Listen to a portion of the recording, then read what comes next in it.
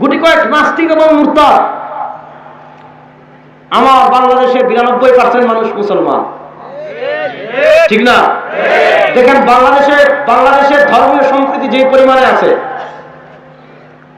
আপনি ভারতে দেখেন, ভারতে হিন্দু ধর্ম শক্তিশালী। প্রত্যেক বছরের শুরুতে মাঝে শেষে খালি মুসলমানদের উপর নির্যাতনের খবর আসে কি আসে না?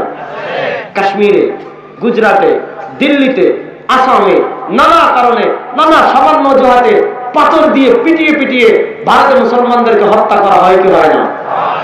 আমাদের বাংলাদেশ মুসলমান সংখ্যাগরিষ্ঠ, কিন্তু বাংলাদেশে কোন সাম্প্রদায়িক দাঙ্গা নাই। যেগুলো হয় এগুলা রাজনৈতিক খেলা। এগুলা কিসের খেলা? আমাদের সিলেটের সাথে হয়েছিল রাজনৈতিক খেলা, রামুতে হয়েছিল রাজনৈতিক খেলা। কারণ বাংলাদেশের আলেমরা বাংলাদেশের মানুষদেরকে সঠিক পিওর দিন শেখান। বাংলাদেশের আলেমরা বাংলাদেশের মানুষকে সঠিক ইসলামের মেসেজ দেন। ইহুদিরা যেমন তাদের ধর্ম পালন করে, হিন্দুরা যেমন তাদের ধর্ম পালন করে, বৌদ্ধরা যেমন তাদের ধর্ম পালন করে, খ্রিস্টানরা যেমন ধর্ম পালন করে, তারা তাদের ধর্ম পালন করবে। তাদের ধর্ম পালন করতে আমরা বাধা দিব না। বাংলাদেশের সরকার আছে, সরকার তাদের করার ক্ষমতা দিবে, তাদের নিরাপত্তাও দিবে, কিন্তু এটার অর্থ এই না আপনি মাঝে মধ্যে গিয়ে আর নাচবেন নাকি। যেহেতু ধর্মীয় সম্প্রীতি, সুতরাং এক কাজ করি, আমি দুর্গাপূজায় গিয়ে কিছুক্ষণ নাচানাচি করে আসি। যাওয়া হারাম, যাওয়া, কিন্তু তারা করবে, তাদের নিরাপত্তা দিবে সরকার। এই জন্য দেখেন বাংলাদেশের সবচেয়ে বড় মাদ্রাসা উম্মুল মাদারিস হাটহাজারী মাদ্রাসার মসজিদের পাশেই মিনার। এত আন্দোলন সংগ্রাম হয়, কোন ছাত্র কখনো মন্দিরে একটা ইটও মারে, এটা আমার ধর্ম শিখায় নাই। দেখেন ভারত উপমহাদেশ মুসলমানরা শাসন করেছে 750 বছর। কত বছর? মুসলমানরা যদি বছরে একটা করে মন্দির ভাঙতো, যেমন তারা আমাদের যেমন বাবরি মসজিদ ভাঙছে, মুসলমানরা যদি বছরে করে একটা মন্দির ভাঙতো, ভারত একটাও থাকতো? প্রতিদিন যদি একজনকে জোরপূর্বক মুসলমান বানাইতো, একজনও থাকতো? একজনও থাকতো না। স্বাভাবিক। ইসলাম কাউকে জোরপূর্বক ধর্মান্তরিত করে আমার কাছে তা বর্তমান।